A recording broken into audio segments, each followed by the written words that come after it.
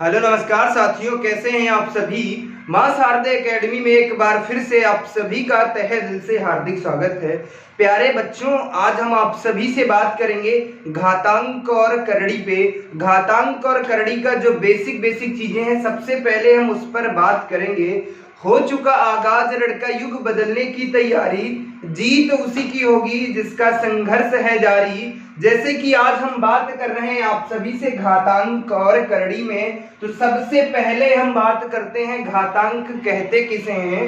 तो प्यारे बच्चों, अगर घातांक की मैं बात कर लेता, ये घातांक होता क्या है, इसका मतलब ही क्या है घातांक, और करड़ी की मैं बात कर लेता। यहाँ पे दो शब्द हैं मेरे भैया, यहाँ पर दो शब्द देखने को आपको मिल रहे हैं, घातांक और करड़ी। घातांक का मतलब क्या होता है और करड़ी का क्या मतलब होता है। तो कहने का मतलब होता है घातांक हम उसे कहते हैं, जैसे कि मैं बात कर लेता a की पावर कितनी है, 5 है, तो a की पावर जो ये क्या है, 5 है। ये जो पावर लगी है इसे ही कहते हैं घात। घात के रूप को ही हम क्या कहते हैं, घातांक कहते हैं। अब अगर इसकी मैं बात कर लेता, इसमें a क्या है, तो इसे मैं क्या कहता हूँ, आधार कहता हूँ। अगर इसकी मैं बात कर लेता, ये जो है इसकी जो पावर लगी है, इसे ही क्या कहते हैं, घात कहते हैं, या हम कहें इसे घातांक भी कहते हैं।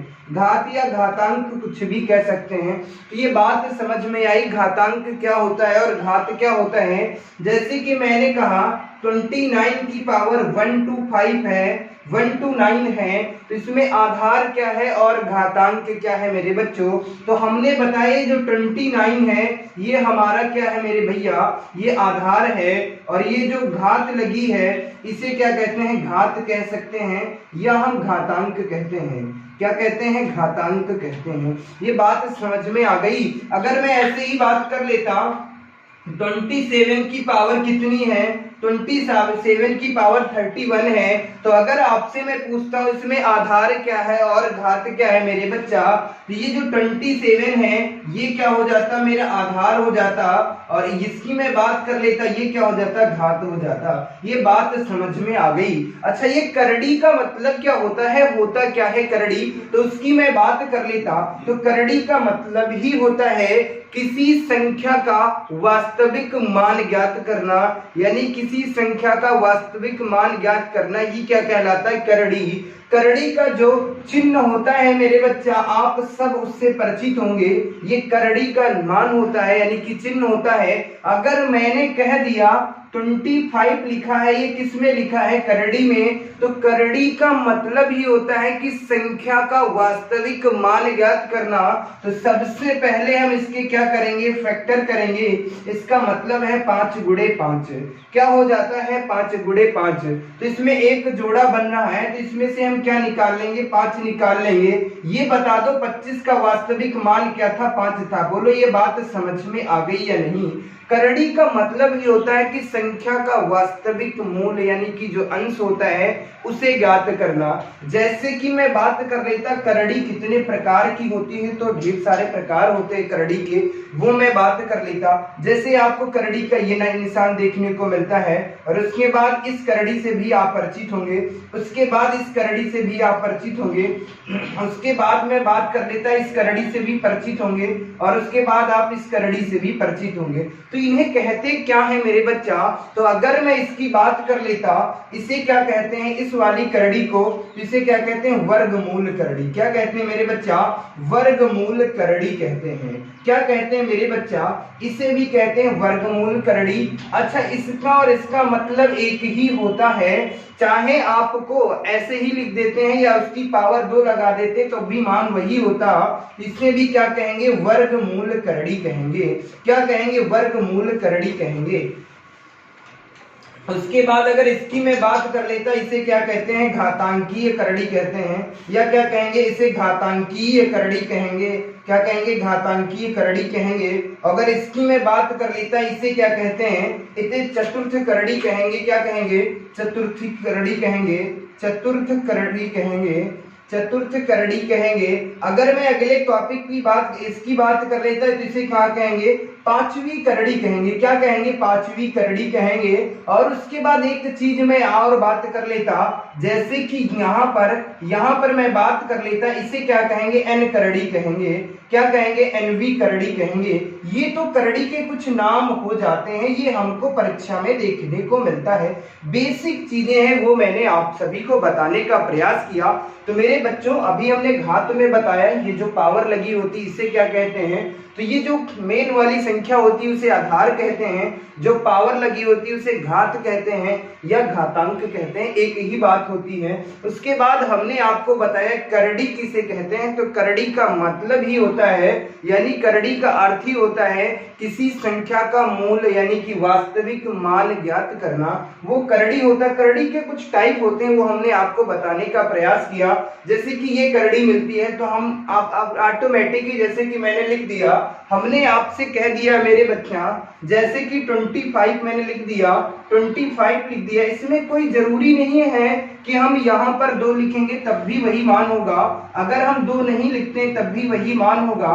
अगर इसकी पावर 2 नहीं लगी होती है तब भी हम जानते हैं कि इसे क्या कहते हैं? वर्गमूल करड़ी कहते हैं।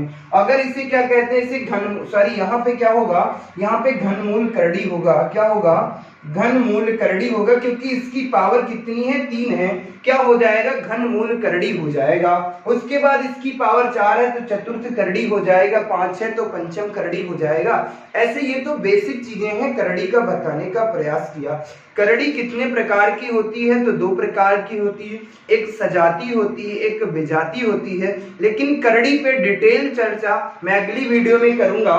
सबसे पहले मैं बात कर लेता हूं घातांक कहते किसे हैं, इस पर कितने प्रकार के प्रश्न बन सकते हैं हमारी परीक्षाओं में, सबसे पहले मैं उस पर बात करूंगा। और करड़ी का खेल अगली क्लास में स्टार्ट करूंगा मेरे बच्चों। जैसे कि हम आप सभी से बात करता हूं, उम्मीद करता हूं इतनी कहानी समझ में आ गई होगी, कोई दिक्कत तो नहीं हो रही होगी, किसी भी प्रकार की कोई समस्या नहीं होगी। अब मैं सबसे पहले आप सभी से बात कर लेता हूं घातांक की।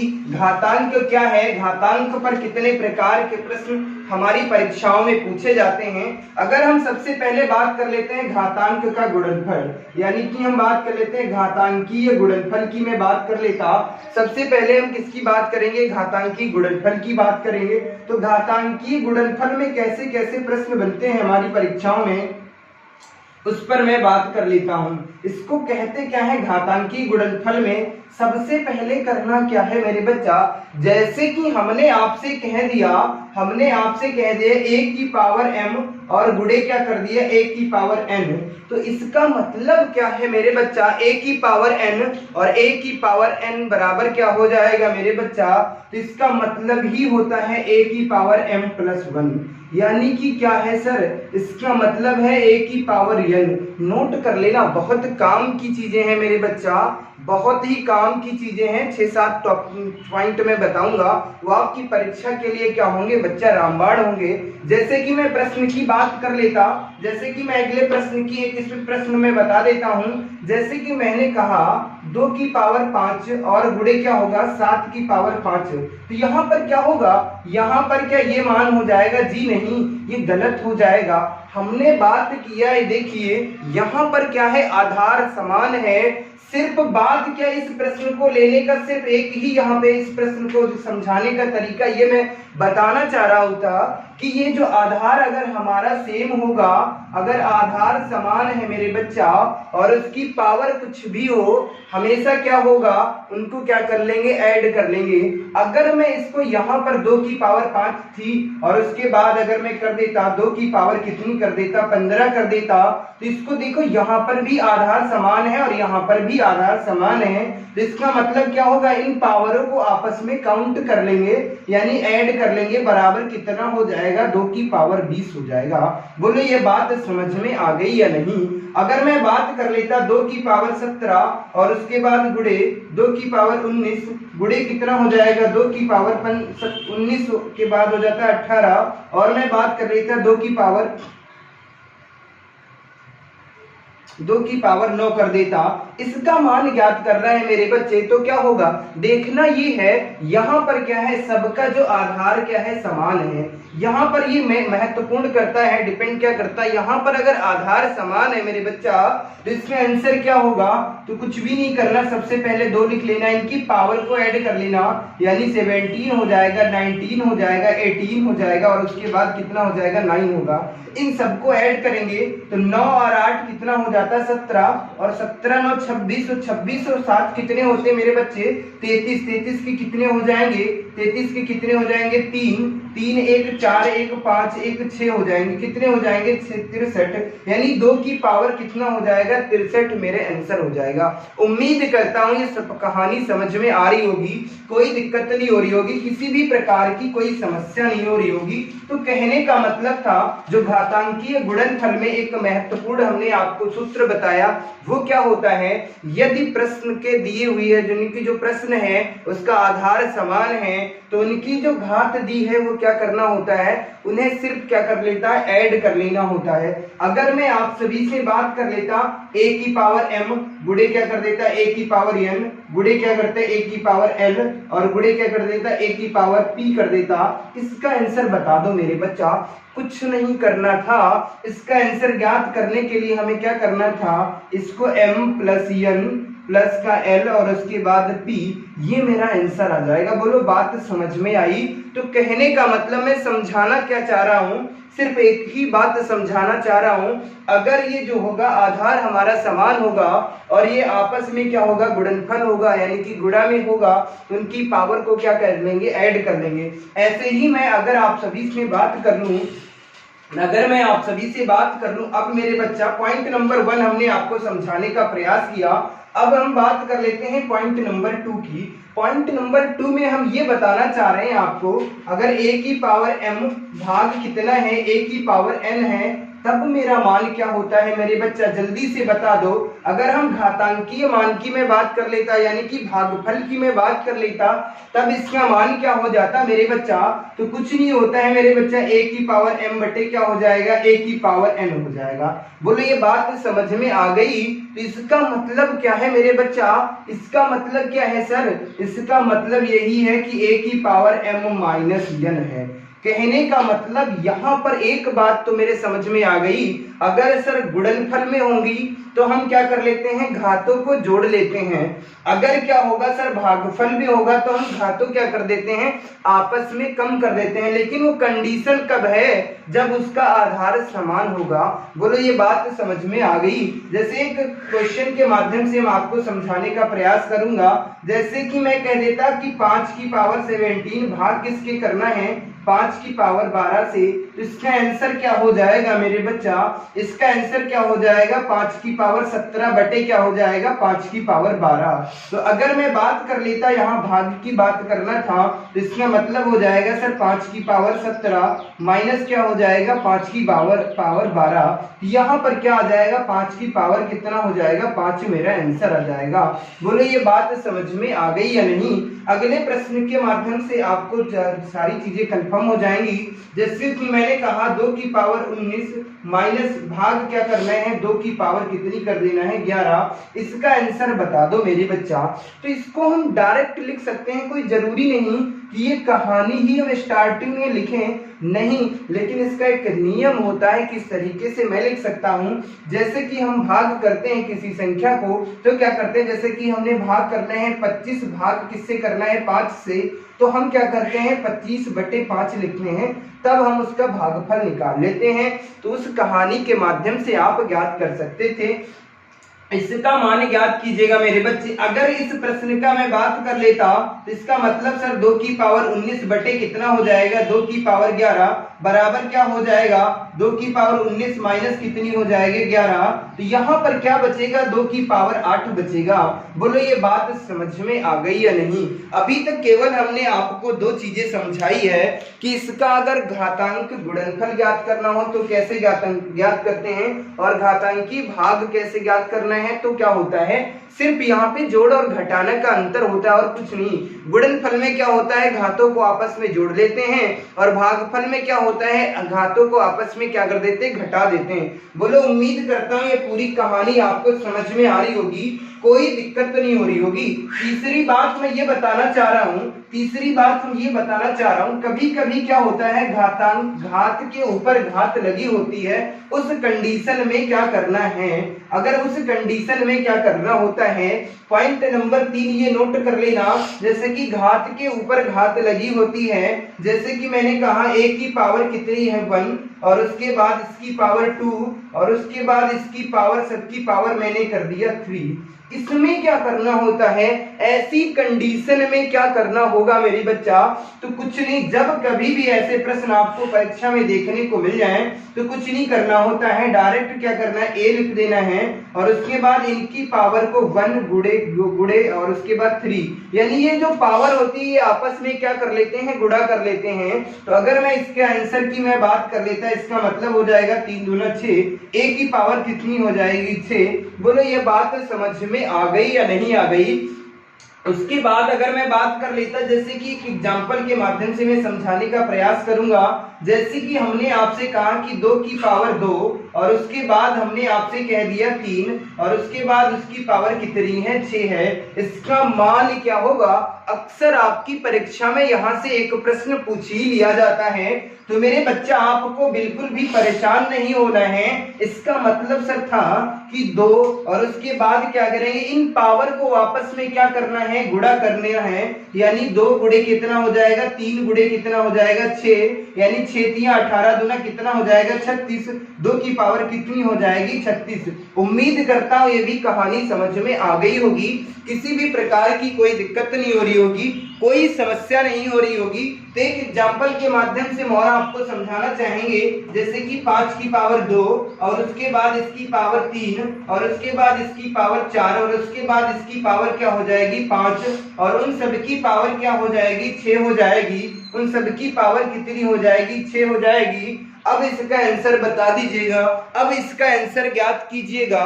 चलिए इस प्रश्न का आंसर बता दो। तो मेरे बच्चा कुछ भी नहीं करना था, इसका मतलब था इन सबकी पावर को आपस में गुणा करना, 2 गुणे 3 गुणे 4 गुणे 5, और उसके बाद गुणा कितना हो जाता 6, इन सबकी गुणा कर लेना।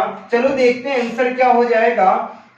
सबसे पहले 6 पंचे कितना हो जाता 30 हो जाता, कितना हो जाएगा 6 पंचे 30, और उसके बाद क्या बचेगा, 5 दूना कितना हो जाता 10 हो जाता। अब क्या बच रहा मेरे बच्चा, अब तो सिर्फ 3 बचेगा, तो यहाँ पर कितना हो जाएगा 300 हो जाएगा। अगर इसकी गुणा करेंगे 3 से कितना हो जाएगा 900, यानी कि 5 की पावर कितना हो जाएगा 900। बोलो ये बात तो समझ में आ गई, कोई दिक्कत नहीं हो रही होगी, किसी भी प्रकार की कोई समस्या नहीं है, जल्दबाजी नहीं करेंगे, हर एक पॉइंट पे बेहतर तरीके से समझाने का प्रयास करेंगे। केवल अभी हमने आपको 3 चीजें बताई हैं। अगर इसका घातांकी गुणनफल में क्या होता है, घातों को आपस में क्या कर लेते हैं, जोड़ लेते हैं। अगर हम भागफल की बात कर लेते हैं तो भागफल में क्या होता है, माइनस कर लेते हैं, पावर को माइनस कर लेते हैं। अगर ये घात के ऊपर घात लिखा होता है तो क्या करना होता है, तो कुछ नहीं करना होता, सिर्फ आपस में क्या करना है, घातों को गुणा कर लेना होता है, मेरा आंसर आ जाएगा। चलिए अगली बात मैं कर लेता हूं, जब गुणनफल की बात हो, जब मैं बात कर लेता, 3 पॉइंट यहाँ पर हमने आपको समझाने का प्रयास किया है। यहाँ पे बहुत ज्यादा चीजें नहीं पूछी जाएंगी, जो जो काम की चीजें वो मैं बात कर लेता। सबसे पहले हमने आपको क्या बताया, हमने आपको बताया अगर a की पावर m गुणे क्या है, a की पावर n है, तब हमें क्या करना होता है, कुछ नहीं करना सर, a की पावर m प्लस क्या हो जाएगा n हो जाएगा। और उसके बाद दूसरी कंडीशन हमने आपको बताया, अगर a की पावर m माइनस भाग क्या होगा, भाग क्या होगा, a की पावर n होगा, तब क्या करना होता है मेरे बच्चा, तो हम डायरेक्ट लिख देते हैं a की पावर m माइनस n करना है। उसके बाद तीसरी कंडीशन हमने आपको ये बताई, तीसरी कंडीशन ये बताई, अगर a की पावर 1 है, उसके बाद घातों के ऊपर घात लगी है, इसके बाद ये कंडीशन में क्या होता है, कुछ नहीं करना, घातों को आपस में क्या कर लेना है, गुणा कर लेना है। जैसे क्या हो जाएगा, a की पावर 1 गुणे कितना हो जाएगा 2 गुणे कितना हो जाएगा 3, बराबर क्या हो जाएगा, a की पावर 6 हो जाएगा। यानी 3 कहानी मैंने आपको समझाई है। उसके बाद चौथी कहानी में ये समझाना चाह रहा हूँ, चौथी कहानी ये समझाना चाह रहा हूँ, जब आपस में गुणन की बात आती है, जैसे कि हमने कहा a गुणे b गुणे क्या है c, गुणे क्या है डी, इन सब की पावर कितनी है 2 है मेरे बच्चा। तो अगर मैं इसको लिखना चाहूंगा, इसको सरल करना चाहूंगा तो कैसे कर सकते हैं? तो इसका मतलब यहाँ पे देखो अभी तक कंडीशन क्या थी, सब में आधार समान था मेरे बच्चा, यहाँ पे आधार समान नहीं है, विपरीत है। ऐसी कंडीशन में क्या करना है? तो कुछ भी नहीं करना, a की पावर यहाँ पे 2 कर देंगे और b की पावर भी क्या कर देंगे 2 कर देंगे, c की पावर भी 2 हो जाएगी और d की पावर भी 2 हो जाएगी। बोलो ये बात समझ में आ गई या नहीं? उम्मीद करता हूँ ये पूरी कहानी आपको समझ में आ रही होगी, किसी भी प्रकार की कोई समस्या नहीं हो रही होगी। तो चलिए मैं अगले टाइप की बात कर लेता हूँ और कैसे कैसे हमारी परीक्षा में प्रश्न पूछे जाते हैं उन पर मैं बात कर लेता हूं। 2-3 नियम, उम्मीद करता हूं इतनी कहानी समझ में आ गई होगी। चलो अब और भी बात कर लेते हैं। जब कभी भी अगर मैं बात कर लेता हूं घातांकीय मान शून्य हो, पॉइंट नंबर 5 की मैं बात कर लेता, अगर a की पावर 0 हो तब इसका आंसर क्या होगा 1 होगा मेरे बच्चे। अगर मैं बात कर लेता a की पावर 0 हो तब क्या होता है, मान हमेशा 1 होता है। जैसे कि मैं बात कर लेता, यहाँ पर मैं 5 की पावर 0 होगी तो आंसर क्या होगा 1 होगा। अगर यहाँ पर मैं 25 की पावर 0 होगी तब इसका आंसर 1 होगा। अगर मैं 30 की पावर 0 की मैं बात कर लेता तो क्या हो जाएगा 1 हो जाएगा। ऐसे मैं अगले प्रश्न की बात कर लेता, जैसे कि 1000 की पावर 0 दे देंगे तब भी इसका आंसर क्या होगा 1 होगा। अगर मैं बात कर लेता 5000 की पावर की 0 होगी तो यहाँ पर हमेशा आंसर 1 होगा। कहने का मतलब है अगर a की पावर 0 होगी तो उसका आंसर क्या होगा मेरे बच्चा 1 होगा। उम्मीद करता हूं इतनी कहानी समझ में आ गई। तो ये हमने महत्वपूर्ण 5 नियम आपको समझाने का प्रयास किया। उम्मीद करता हूं ये हर एक पॉइंट आपको समझ में आ गया होगा। तो चलो एक कहानी की मैं बात कर लेता हूं, वो क्या है, व्युत्क्रम नियम भी पूछे जाते हैं। कौन से नियम हमारी परीक्षा में पूछे जाते हैं उनकी मैं बात कर लेता। घातांक और करड़ी का खेल ही खत्म होने वाला है। अगर मैं घातांक की बात करूं तो बहुत ज्यादा चीजें नहीं पूछी जाएंगी। अब हम बात कर लेते हैं व्युत्क्रम नियम की। किसकी बात कर लेंगे मेरे बच्चा? व्युत्क्रम नियम की, यहीं पर मैं बात कर लेता हूं। व्युत्क्रम नियम की मैं बात कर लेता। व्युत्क्रम नियम में कैसे कैसे प्रश्न हमारी परीक्षाओं में पूछे जाते हैं। व्युत्क्रम का मतलब ही क्या होता है, उल्टा होता है।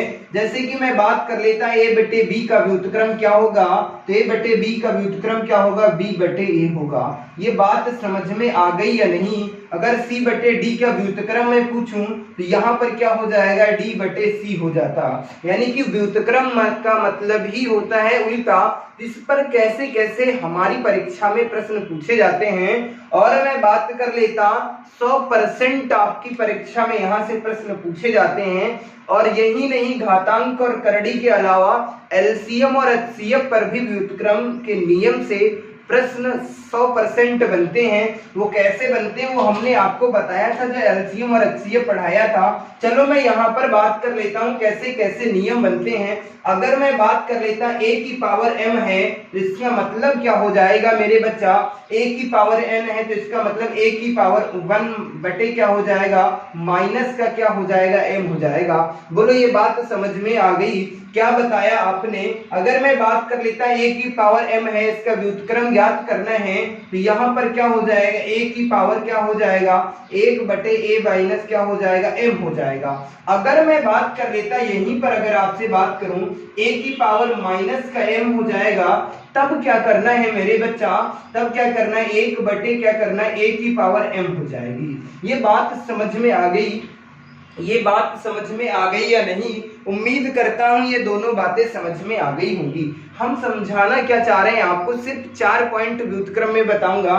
पहली कंडीशन ये है, अगर a की पावर m है यानी प्लस में है तब हम क्या करेंगे, जो दिया हुआ नंबर है उसकी पावर किस में कर देंगे, माइनस में कर देंगे। किस में माइनस, 1 बाई माइनस में कर देंगे। अगर दिया हुआ नंबर उसकी पावर पहले से ही माइनस है तो दिए हुए नंबर की पावर क्या करेंगे, 1 बाई प्लस में कर देंगे।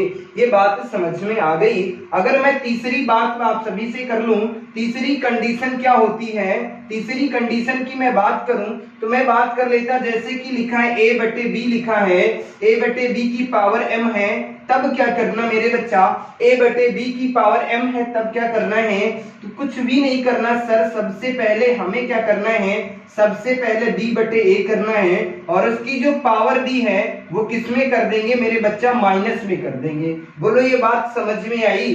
क्या आपने कहा, ध्यान से देखना इस पॉइंट को, हमने कहा a बटे b उसकी पावर क्या है, m है, यहाँ पर क्या हो जाएगा b बटे a और a की पावर माइनस m हो जाता है। उसके बाद चौथा पॉइंट हम ये आपको बताना चाह रहे हैं, अगर मैं बात कर लेता a बटे b लिखा होता और उसकी पावर माइनस का m में होती, तब क्या करना है मेरे बच्चा, यहाँ पर कुछ नहीं करना सर, b बटे a कर देना है और उसकी पावर 1/m में कर देना।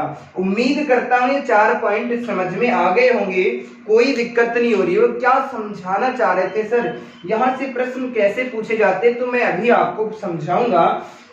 देखो यहाँ पर कहानी क्या होती, जब कभी भी व्युत्क्रम की बात की जाएगी तो अगर a की पावर m हो या n हो, x हो, 2 हो, 5 हो, कुछ भी हो सकती, अगर इसकी पावर मैं 5 कर लेता, अगर मैं बात कर लेता a की पावर कितनी हो जाती, अगर मैं बात कर लेता a की पावर 5 हो जाएगी, तो इसका व्युत्क्रम नियम क्या हो जाएगा मेरे बच्चा, कुछ भी नहीं करना, सबसे पहले सर a लिखेंगे और इसकी पावर 1/-5 हो जाएगा सर, माइनस का 5 हो जाएगा। अगर मैं बात कर लेता a की पावर -5 है मेरे बच्चा, तो यहाँ पर इसका मान क्या हो जाएगा, a की पावर 1/5 हो जाएगा, यहाँ पर माइनस नहीं लगेगा।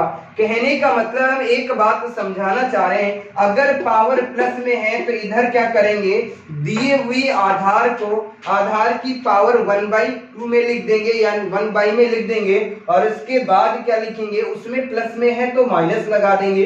अगर यहाँ पर पहले से ही माइनस में है तो किस में कर देंगे, प्लस में कर देंगे। उम्मीद करता हूँ ये जो घातांक और करड़ी के महत्वपूर्ण नियम थे वो हमने आपको समझाया। अब इस पर कुछ क्वेश्चनों की प्रैक्टिस कर लेता हूं। जैसे कि मैं बात कर लेता, आप जल्दी से बताना है आप सभी को इस प्रश्नों का आंसर, इन प्रश्नों का आंसर क्या क्या होगा।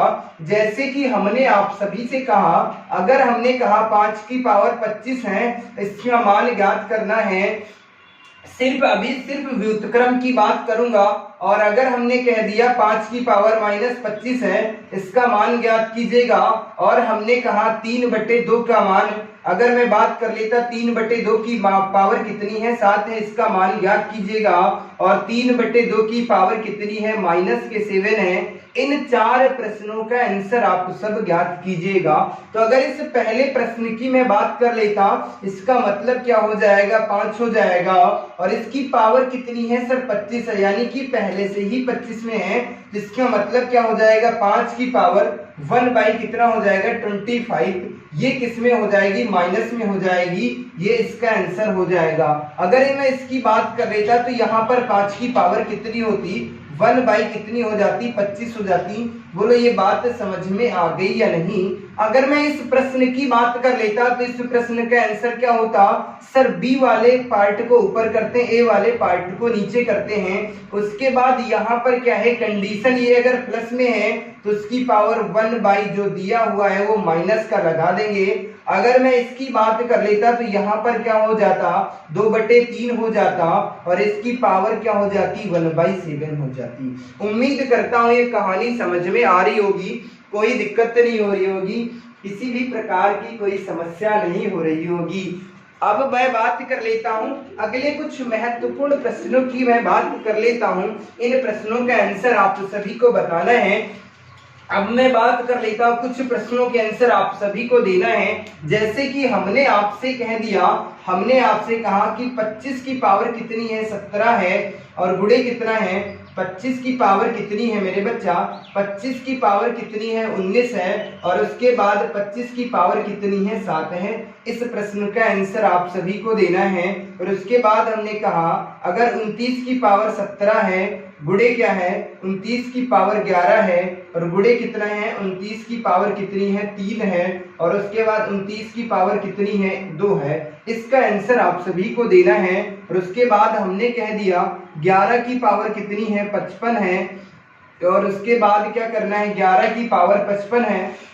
बात किसके कर रहा हूं, अगर मैं बात कर लेता 11 की पावर किससे कर लेता, 11 की पावर 33 से कर लेता, इसका आंसर ज्ञात करना है। और मैं बात कर लेता, अगर मैंने कहा 19 की पावर 55 है, भाग किससे करना है, 19 की पावर 17 से भाग करना है। इस प्रश्न का आंसर आप सभी को देना है। और उसके बाद मैं बात कर लेता कि 5 की पावर 1 हो जाएगी, यहाँ पर 2 हो जाएगी, यहाँ पर कितनी हो जाएगी, 3 हो जाएगी। इसका मान ज्ञात करना है। और हमने कह दिया मेरे बच्चा 25 की पावर 2 है, और उसके बाद 3 है, इसके बाद पावर 4 है, उसके बाद पावर कितनी है, 5 है, इसके बाद पावर कितनी है, 12 है। इस प्रश्न का आंसर आप सभी को बताना है। इतने प्रश्नों को छाप लीजिएगा, इनका आंसर दे दीजिएगा। उसके बाद कुछ महत्वपूर्ण प्रश्न मैं इधर और दे देता हूं, इन प्रश्नों का आंसर दे दीजिएगा। और मैं बात कर लेता, जो घातांक का खेल था वो खत्म हो जाएगा। करड़ी पर कल से मैं बात करूंगा। और जो मैं बात कर लेता, घातांक और करड़ी से आपकी परीक्षा में प्रश्न पूछे जाते हैं, तो 90% जो प्रश्न पूछे जाते हैं वो सिर्फ करड़ी से पूछे जाते हैं, घातांक से नहीं पूछे जाते हैं। तो चलो मैं और कुछ प्रश्नों की मैं बात कर लेता। जैसे कि मैं बात कर लेता 5 की पावर माइनस का 25 है, इसका आंसर ज्ञात कीजिएगा।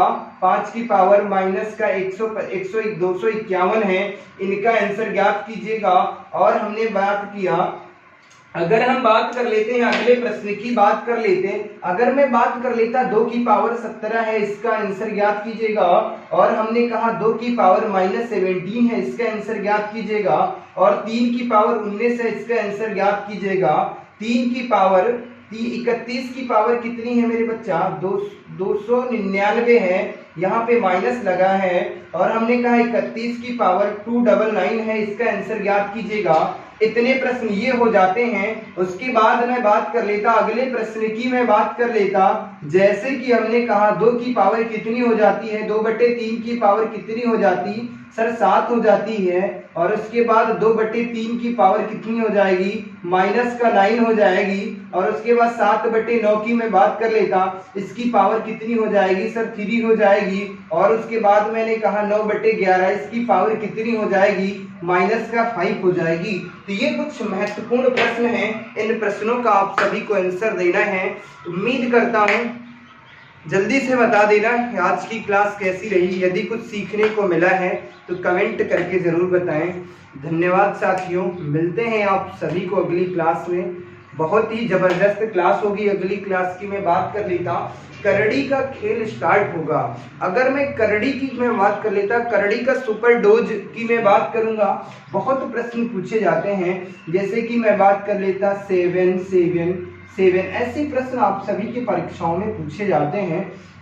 और मैं बात कर लेता जैसे कि 5 रूट क्या हो जाएगा 5, उसके बाद कितना हो जाता 5 अनंत तक जाते हैं। और उसके बाद मैं बात कर लेता 42, यहाँ पर क्या हो जाएगा प्लस का कितना हो जाएगा 42 हो जाएगा।